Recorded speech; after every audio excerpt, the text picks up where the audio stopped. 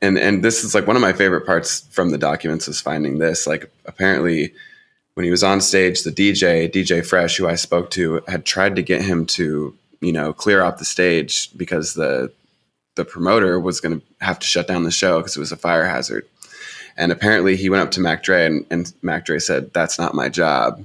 Which, if you're a big Mac Dre fan, that that's a famous song, "Not My Job." Yeah. I'm a pimp / rapper. That's one of my favorites, to be honest. Well, so I mean that's the thing, and like that is like really a sort of important like thing to note for this story is that like Mac Dre arrived late, but the sort of subtext to that is that the promoter had to rent this pretty expensive venue for more time in order for Mac Dre to perform, and then Mac Dre in the middle of performing basically gets the show shut down because he's partying on stage with too many people. Yep, and yeah, that's exactly what happened. Like the show got shut down, and presumably the promoter was pissed. And we know from the interview that Damon Whitmill gave with the detectives, and the day afterwards, he changes his story 3 times. The first time he says that he lost money on the show, and then the second time the detective asked, he tells him that he broke even, and then on the third time, he tells the detectives he actually made money on the show. So you can't really. Hey, I'm bad at math too. I get it. Yeah. Oh, I'm sick of these chaotic e-girls. Yeah. And so I mean, Keek the Sneak, Yuck Mouth, they split town, and Mac Dre somehow it seems like I don't understand. So he just works out another deal with Whitmill, like he's like, I'll stick around. Yeah, and that's something I'm still, we still don't really know why Mac Dre decided to stick around. Savino Davila, he said that Mac Dre had a girlfriend in Kansas City or a lady there that he was staying with, which could have been incentive. But at some point, Damon Whitmill offers him another show on Halloween night, and I don't think it's not clear if Damon Whitmill wanted him to perform at the second show. I think it was supposed to just be a meet and greet. Or maybe that's the assumption Mac Dre was under, because when he got there, he showed up after 30 minutes, went to the VIP section, ordered some bottles, and then they didn't get there fast enough, so he left. So cool. So he was scheduled to do this meet and greet, but the promoter had offered Mac Dre, can you, this is what he tells detectives. He says, "Mac Dre, can you actually perform at the meet and greet instead of just doing the meet and greet to help me make back some of the money we lost at the show on Friday?" And the promoter tells detectives that Mac Dre agreed to do that.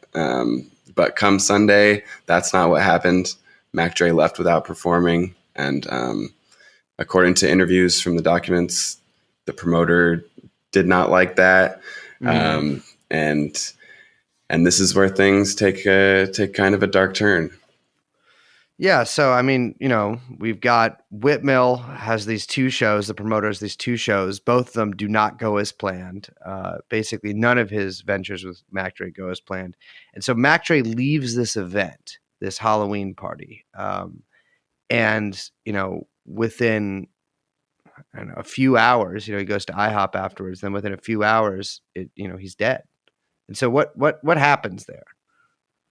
Yeah, and so for this part of the timeline, we have one version of the story that Savino Davila told detectives. That's the version where he actually witnessed the murder. And then there's another version that we can only put together based on a bunch of other interviews. And so that's the one that I'll tell first.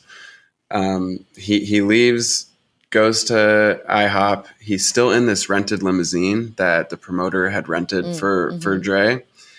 And at IHOP, Damon Whitmill calls off the limousine, and Mac Dre ends up hitching a ride with Harold Piercy in Savino Davila's white van. And it's on Highway 71 around somewhere in between 2:30 and 3:30.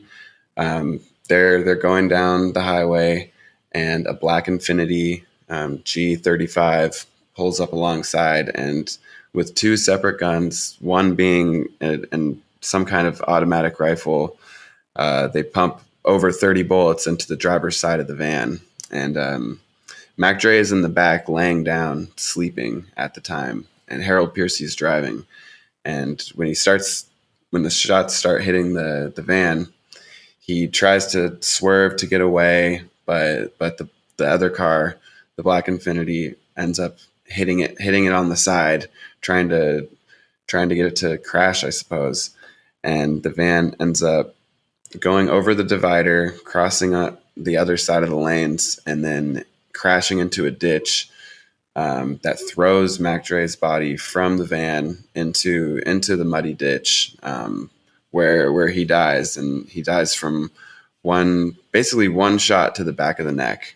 Jeez. And that's it. There's over 30 shots and only one hit him, and it was, in a very critical spot. And so, this is a gigantic crime scene. It's I think it's 2 miles long almost. Yeah. And so it's crazy to think of Mac Dre, such a hero to the Bay Area, dying in Kansas City, so far from home, in such a loud, violent incident. And then there's just no information about it for years.